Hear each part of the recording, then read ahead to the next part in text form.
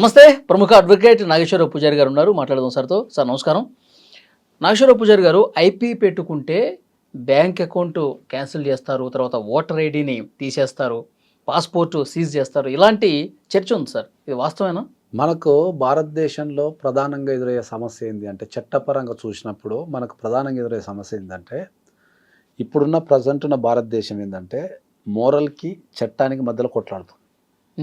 Okay, ఎందుకు అంటే ఈ చట్టాలు అనేటివి కానీ కోర్టు ప్రాసెస్ కానీ గత ఒక 15 years నుంచే ఎక్కువ అయిపోయింది. కోర్టులో కేసులు వేయటము, ప్రతిదానికి కోర్టుకు వెళ్ళడము, చట్టాలు నేర్చుకోవడము, చట్టాల మీద అవగాహన తెచ్చుకోవడం అనేది గత 15 years నుంచి ఎక్కువైంది. ఇంతకుముందు కూడా ఉంది, కానీ ఇప్పుడున్నంత లేదు. అదొక పాయింట్. ఇంత పెద్ద భారతదేశము, ఒక 140 కోట్ల మంది ఎక్కువగా మోరల్ మీద నడుస్తారు, చట్టాల మీద నడవరు భారతదేశంలో.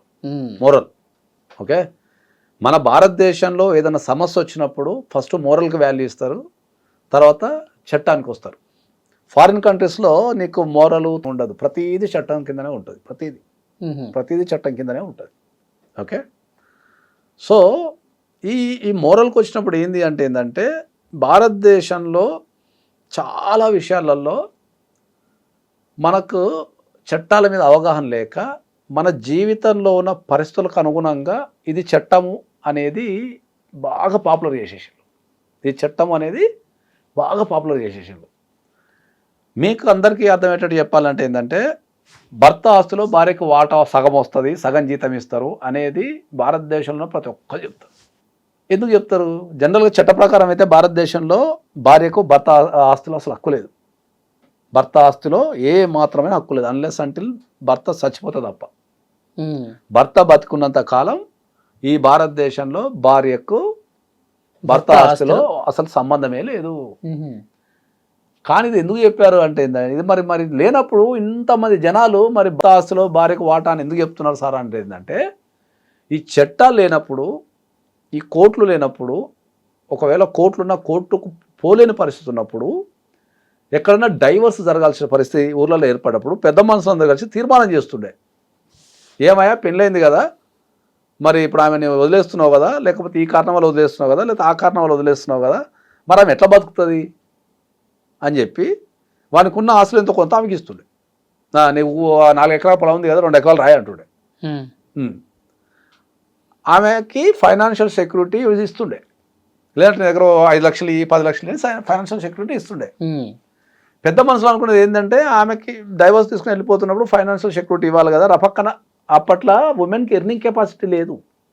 అవును, ఒకవేళ ఏదన్నా కారణం చేత భార్యని మనం వదిలిపెట్టాల్సి వస్తే, డైవర్స్ ఇవ్వాల్సి వస్తే, అప్పట్లో ఉమెన్కి ఎంప్లాయ్మెంట్ లేదు, ఎర్నింగ్ కెపాసిటీ లేదు. కాబట్టి ఆమె బతకడానికి, అంటే ఇంకో పెళ్లి చేసుకునేంత వరకు కానీ, లేకపోతే ఇంకో పెళ్లి చేసుకోకుండా ఉంటే ఆమె బతకడానికి కావాలి. కాబట్టి ఆమెకి ఎంతో కొంత ఫోర్స్ఫుల్గా ఇప్పించి పంపిస్తుండే.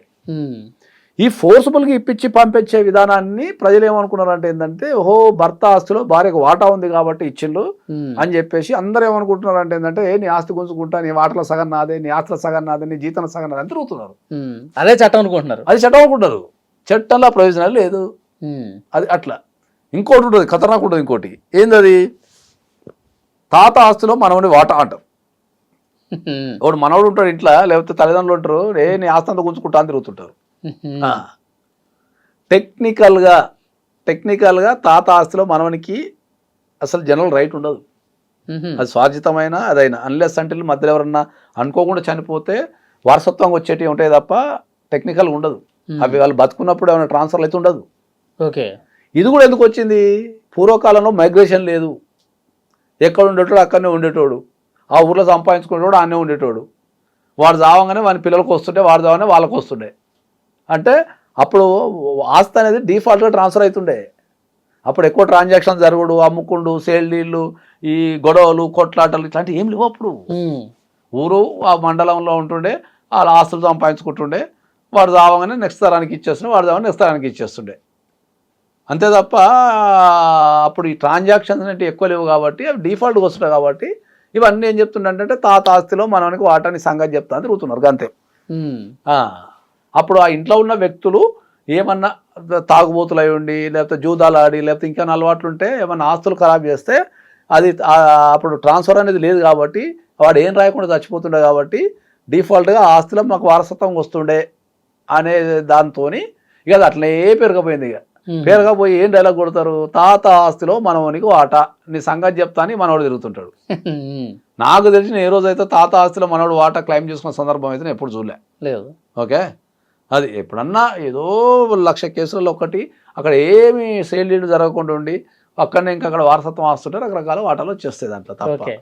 అట్లా చాలా వరకు జనాలకి ఏంటంటే ఈ మోరల్కి లాకి మధ్యలో ఇప్పుడున్న యువతరం ఇప్పుడున్న సమాజం కొట్లాడుకుంటుంది కాబట్టి ఇంకా చట్టాల మీద అవగాహన రావడానికి ఇంకొక నాకు తెలిసి ఇంకొక 50 సంవత్సరాలు అయితే అప్పుడు చట్టాల మీద చాలా క్లారిటీ వస్తుంది. ఇప్పుడు ఆల్రెడీ చాలా మంది ఎడ్యుకేషన్ చేస్తున్నారు కాబట్టి ఆ చట్టాల మీద అవగాహన వస్తుంది. ఇంకా పూర్తి స్థాయి రావడానికి 50 ఏళ్ళు పడుతుందా? ఇంకా 50 ఏళ్ళు పడుతుంది. ఇంకా 50 ఏళ్ళు పడుతుంది. ఎందుకంటే ఇప్పుడు భర్త ఆస్తిలో భార్యకు వాటా లేదని నేను చెప్పేంత వరకు కూడా ఎవడు గట్టిగా వచ్చి ఎవరికి చెప్పలేదు. నేను ఒక 4 సంవత్సరాల క్రితం చెప్పినా అప్పుడు నా మీద సమాజం మొత్తం దాడి చేసింది. ఆడవాళ్ళంతా దాడి చేసిండు. అరే చట్టంలో ఉన్న ప్రయోజనం చెప్తే దాడి తీసేస్తారని నాకు అర్థమే కాదు. నేను కొత్తగా రాసింది రాత్రి ఇంట్లో కూర్చొని రాసి చెప్పిందేం కాదు కదా. చట్టంలో ఉన్నది నేను చెప్పినప్పుడు మీరు ఆలోచించి ఎందుకు లేదు మరి దాన్ని తేవడానికి ఏం చేయాలనేది ఆలోచించాలి తప్ప చట్టాలు చెప్పే వ్యక్తుల మీద మీరు దాడి చేస్తే ఏమవుతుంది అంతే. అట్లనే ఐపీ పెట్టుకుంటే ఓటర్ ఐడి గుంజుకుంటారు, లేకపోతే పాస్పోర్ట్ గుంజుకుంటారు, బ్యాంక్ అకౌంట్ క్యాన్సిల్ చేస్తారు అనేది కూడా చట్టంలో లేదు. ఓకే, అది ఎందుకు వచ్చింది మరి అంటున్నాను కదా. మళ్ళీ సేమ్ మనం ఏది మాట్లాడినా 50 సంవత్సరాలు మళ్ళీ ఫ్లాష్ బ్యాక్ వెళ్ళాలి. పూర్వకాలంలో మైగ్రేషన్ లేదు కాబట్టి వ్యక్తులందరూ ఆ చుట్టుపక్కల ప్రాంతాల్లో ఉంటుండే కాబట్టి ఎవడన్నా అప్పులు చేసి ఆ ఊర్లో అక్కడ అప్పులు చేయడం అంటే ఆ ఊర్లో అప్పులు చేసి వాడు కట్టలేని పరిస్థితి ఉంటే వాడిని హీనంగా చూసి వాడిని సామాజిక బహిష్కరణ చేస్తుండే. వాడిని ఆ ఊరు నుంచి వెళ్ళగొట్టడము, లేకపోతే వానికి సహాయం చేయకపోవడము, ఓకే వాడిని ఓటు వేయకుండా ఆపడము, వాడు ఏదన్నా అప్లై చేసుకుంటే వానికి అది రాకుండా ఆపడం చేసి వాడిని సామాజిక కట్టడి చేసి సమాజం నుంచి ఏ రకమైన సహాయం లేకుండా చేస్తుండే. వాడేం చేస్తుండే, అమ్మ ఈ అప్పులు చేసి కట్టకపోతే వీళ్ళందరూ నాకు ఇక్కడ ఎవరు హెల్ప్ చేయరు, లిమిటెడ్ పీపుల్ లిమిటెడ్ ఏరియా కదా, ఏం చేసినా తెలిసిపోతుంది కదా. రపకన పాస్పోర్ట్ అప్లై చేసుకున్నాను అనుకో అంటే మా అప్పులు కట్టకుండా నువ్వు వారిపోతావు, నీకు పాస్పోర్ట్ ఎట్లా చూస్తా అని చెప్పి ఆపడం. ఓటింగ్ వస్తే నీకు అప్పే అయినావు, నువ్వు ఓటింగ్ చేస్తావరా, నీకేం హక్కు ఉందిరా పక్క ధర అనటం. ఇట్లా వాడిని సామాజికంగా అన్ని రకాల కట్టడి చేస్తుండే. వాడిని బ్యాంకు పోయింది అనుకో, నువ్వు అప్లై చేసినావు కదా, నీకు బ్యాంక్ అకౌంట్ ఎందుకురా, నువ్వు పైసలు లేవు కదా అని చెప్పి ఇట్లా అనటం. దీంతో ఏంటంటే ఈ అప్పులు చేసిన వ్యక్తిని సామాజికంగా బహిష్కరిస్తుండే కాబట్టి ఇవన్నీ నీకు లేవు అనేది బాగా ప్రజలకు వెళ్ళిపోయి ఈ ఐపీ పెట్టడానికి ఓటర్ ఐడి లేదు, ఆధార్ కార్డు లేదు, లేదా పాస్పోర్ట్ ఇవ్వరు అని చెప్పి చెప్పుకుంటున్నాడు తప్ప చట్టపరంగా ఐపీ అంటే ఏంది, నువ్వు జనాల దగ్గర నుంచి ఏదైనా పని మీద పైసలు తీసుకొని నువ్వు ఒక ట్రాన్సాక్షన్ చేస్తావు, ఒక వ్యాపారం చేస్తావు, ఒక పని కోసం తీసుకుంటావు, తిరిగి కట్టలేని పరిస్థితిని ఐపీ అంటాం. తిరిగి కట్టలేకపోతే పరిస్థితిని ఐపీ అంటాం. ఓకే, దానికి చట్టంలో ప్రొవిజన్ ఉంది. నువ్వు ఏ కారణం చేతనైనా పైసలు తీసుకొని కట్టకపోతే ఐపీ పెట్టుకోరా నాయనా అని చెప్పి ఒక చట్టాన్ని పెట్టారు. ఓకే, ఆ చట్టం ఏంది, ఆ వ్యక్తి పోయి అయ్యా నేను ఈ కారణంతో నేను పైసలు తీసుకున్నా, నేను ఇంతమంది దగ్గర తీసుకున్నా, నేను కట్టలేకపోతున్నా అని చెప్పి నువ్వు కోర్టుకు అర్జీ పెట్టుకుంటే కోర్టు ఎంక్వైరీ చేస్తుంది. ఎంత తీసుకున్నావు, ఎందుకు తీసుకున్నావు, ఎవరి దగ్గర తీసుకున్నావు, ఏ పర్పస్ కోసం తీసుకున్నావు, అవి నిజంగానే లాస్ అయినావా, లాస్ కాలేదా, ఏమన్నా దొంగతనంగా ఆస్తులు కొన్నావా, ఎక్కడన్నా పెట్టుబడులు పెట్టినావా అని చెప్పి ఎంక్వైరీ చేసి నువ్వు నిజంగానే లాస్ అయినావు అని తేలితే నిన్ను దివాలా తీసిన కింద ప్రకటిస్తారు. అవునయ్యా వీడు పైసలు తీసుకున్నాడు, వీడు జెన్యున్నే లాస్ అయిపోయాడు, వీడు కట్టలేని పరిస్థితి ఉన్నాడు, మనం చంపుకోలేము కదా, వాడు జెన్యున్ లాస్ అయితే ఏం చేస్తామో మేము చంపుకోలేము కదా అనేది ఐపీ. కట్టాల్సిన పని లేదా సార్? అప్పుడు కట్టాల్సిన పని లేదు, దాన్ని ఐపీ అంటాం కదా, దివాలా తీయడం అంటాం కదా, ఇన్సల్వెన్స్ పిటిషన్ అనేది ఐపీ. మరి వాళ్ళు కట్టాల్సిన పని లేదు, డబ్బులు ఇచ్చిన వాళ్ళు నష్టపోతారుగా, వాళ్ళకేంటి మరి? అరే ఇప్పుడు డబ్బులు ఇచ్చిన వాడు నష్టపోతాడు అని చెప్పేసి నువ్వు వీడిని చంపేస్తావైంది, వాళ్ళకి ఏదైనా పరిష్కారం ఉందా అని? ఉండదు, అంతే. నువ్వు రిస్క్ తీసుకొని ఇవ్వాలి దాంట్లో. అచ్చా, ఇప్పుడు నువ్వు అట్లా క్వశ్చన్ వేసుకుంటా పోతే నేను నీకు 1,00,000 క్వశ్చన్లు చెప్తాను. ఆయన వాడిని కార్ ఇస్తావు, వాడు యాక్సిడెంట్ చేస్తే ఎట్లా అంటే దానికి గ్యారెంటీ ఉందా నీకు? నువ్వు బస్ ఎక్కుతావు, వాడు యాక్సిడెంట్ చేయకపోతే ఎట్లా అంటే ఎక్కుతావు, ఫ్లైట్ ఎక్కుతావు, కూలిపోద్దా? అట్లా ఉండదు. అది ఎంతమంది ఐపీ పెడతారు ఈ సమాజంలో? నాట్ ఈవెన్ 1% కూడా ఉండరు. సో అదొక ట్రాన్సాక్షన్ అంతే.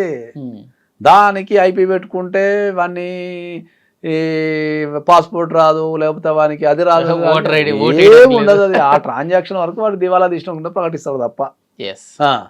నీకు ఇంకో తెలియని విషయం చెప్తాను, ఇది ప్రపంచానికి తెలియని విషయం ఏంటి అంటే, జనరల్గా ఎవడు ఐపీ పెట్టాలనుకోడు ఫస్ట్. ఎందుకంటే వానికి కూడా తెలుసు ఐపీ పెట్టుకుంటే సామాజిక బహిష్కరణ చేస్తారు, సమాజంలో చిన్న చూపు చూస్తారు. అప్పటిదాకా ఒక మంచిగా బతికినవాడు రపక్కన పోయి నా దగ్గర పైసలు లేవు, ఇంతమంది దగ్గర అప్పు చేసినా అంటే సమాజం వాడిని వేలువేస్తున్న విషయం కూడా తెలుసు. కానీ వాడు ఎందుకు వేసుకుంటాడంటే ఏంటంటే, వానికి ఎవడైతే అప్పులు ఇస్తాడో వాడు వీనికి టైం కూడా ఇవ్వడు. నాకు 3 నిమిషాలలోనో 30 నిమిషాలలోనో 3 రోజుల్లో పైసలు లేకపోతే నేను చంపేస్తా, నేను ఎత్తకపోతా, కిడ్నాప్ చేస్తా, ఇట్లానే బెదిరిస్తారు. లేకపోతే నువ్వు అప్పులు కట్టకపోతే, నాకు ఇవ్వాల్సిన పైసలు లేకపోతే మీ ఇంట్లో మందు తాగి చచ్చిపోతా, లేకపోతే నేను ఆడ చచ్చిపోతా, నేను పారిపోతా అని ఇట్లా బెదిరిస్తారు. వాడు ఆ ప్రెషర్ తట్టుకోలేక అయిపోయేస్తారు. అప్పుడు కోర్టు నుంచి వాళ్ళకి రక్షణ వస్తుంది. ఓకే, వాడు ఐపీ వేసేది అందుకే. వాడిని పోయి ఒకటేసారి అందరి మీద పడతారు. వానికి 1 కోటి రూపాయలు అప్పు ఉంటుందో 10 మంది ఉంటారు అనుకో, ఈ 10 మంది ఒకసారి మీద పడతారు. వీని కట్టాలని అర్థం కాదు, వాని కట్టాలని కాదు, వాని కట్టాలని అర్థం కాదు. వీని దగ్గర 1 లక్ష 2 లక్షలు 3 లక్షలు ఉంటాయి. అటు ఇటు అడ్జస్ట్ చేసి కడదామని టైం ఇయ్యరు. వీనికి టైం ఇవ్వకపోవటము, కట్టే శక్తి లేకపోవడం వల్ల వాడు ప్రెజర్కు లోనయ్యి వాడు ఐపీ వేసుకుంటాడు. ఐపీ వేసుకున్న తర్వాత కూడా నువ్వు ట్రాన్సాక్షన్ చేసుకోవచ్చు, బిజినెస్ చేయొచ్చు, సమాజంలో ఉండొచ్చు, నువ్వు ఓటర్ ఐడి తీసుకోవచ్చు, ఓటు వేయచ్చు, పాస్పోర్ట్ అని వేయచ్చు. ఈ ప్రపంచానికి తెలవని విషయం ఏంటి అంటే, మనం పుట్టినప్పటి నుంచి సచ్చేంత వరకు, సచ్చిన తర్వాత కూడా, ఇంకా గట్టిగా చెప్పాలంటే సచ్చిన తర్వాత కూడా మనకు ఏ కష్టం వచ్చినా ప్రతి కష్టానికి ఒక చట్టం ఉంది, ప్రొవిజన్స్ ఉన్నాయి. నువ్వు పుట్టినప్పటి నుంచి సచ్చేంత వరకు, సచ్చిన తర్వాత కూడా. మనం అడగచ్చు మళ్ళీ కండిషన్, సచ్చిన తర్వాత ఏంటి సార్ అని. సచ్చిన తర్వాత మన ఆస్తులు, గీస్తులు, కోరికలు అవి పాడేసేస్తాయి కదా, మళ్ళీ వాటిని పరిష్కరిస్తాను కూడా చట్టాలు ఉన్నాయి. అంతే, ఎవడు ఇష్టం వచ్చినట్టు లేదు. అదే అంటున్నా. అందుకని నేను ఏం చెప్తున్నా, ప్రతి ఒక్కరికి ఏం చెప్తున్నా, నువ్వు పుట్టినప్పటి నుంచి సచ్చేంత వరకు, లేదా సచ్చిన తర్వాత కూడా, నీ జీవితంలో వచ్చే ప్రతి కష్టానికి ఒక చట్టం ఉంది. నీ జీవితంలో ప్రతి కష్టానికి ఒక చట్టం ఉంది. ఓకే, కాబట్టి నీకు ఏ కష్టం వచ్చినా ఓకే, నాకు వాళ్ళు లేడు, నాకు వీళ్ళు లేడు, నాకు ఎవడు సాయం చేస్తాను లేడు, నేను అనాథన అయిపోయినా, లేకపోతే నేను అదైపోయినా ఇదైపోయినా అనుకోకు. నీ జీవితంలో ఎవడునా లేకపోయినా నీకు చట్టం ఉంది. చట్టమే నీ చుట్టం. కాబట్టి మళ్ళీ ఇక్కడ కండిషన్, మరి నీ జీవితంలో ఉన్న కష్టాలు అనిపోవాలంటే ఏం చేయాలి? ఆ చట్టాన్ని చెప్పగలిగి, ఆ చట్టాన్ని అమలుపరచగలిగి, ఓకే, ఆ చట్టాన్ని ద్వారా నిన్ను కాపాడగలిగి ఒక మంచి అడ్వకేట్ని పెట్టుకున్నాడు, ఖతం అయిపోతుంది జీవితం. ఇంత సింపుల్ విషయానికి అందరు తీసుకుంటున్నారు. ఈ సమస్యకి చట్టం ఉందిరా బాబు అని చెప్పి ప్రతి సమస్యకు చట్టం ఉంది. నువ్వు ఏ సమస్య చెప్పు, నేను అక్కడ చట్టం చెప్తాను. నువ్వు ఒక సమస్య చెప్పు, నేను చట్టం చెప్తాను. అదే సమాజంలో మీలాంటి అడ్వకేట్స్ కొరత ఉండబట్టే ఇంత సమస్యలు వస్తున్నాయి.